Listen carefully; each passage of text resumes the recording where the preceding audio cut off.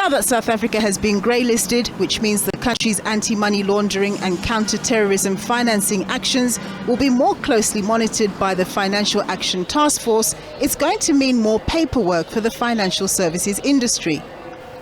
It's going to be much harder to send money offshore because we're going to be treated, with high alert. Because they have to ask questions whether this money is not from the three things that I've referred about, which is money laundering, terrorist financing, and proliferation financing. It's going to be very hard, not only just for our local banks on the increased burden of compliance, but the banks that's going to be accepting South African money outside, of the country are going to follow, those stringent, compliance to make sure that the money is clean.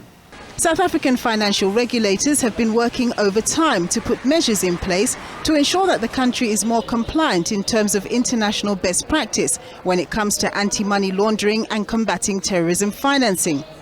As a consequence, financial firms are going to have to boost their legal compliance teams. Now, chatting to compliance officers at the moment, I've spoken to many over the last month or so. They're almost in tears. They're saying there are now so many regulations that are being put through by our regulators in response to the greylisting. They're not actually sure how they're going to be able to implement it. So it's an issue, and you're going to see it, I think, in the cost of your financial services, and you're going to see it in the administrative difficulties that you face when opening new accounts. Economists say that the very label of greylisting could be costly when it comes to perceptions of the economy.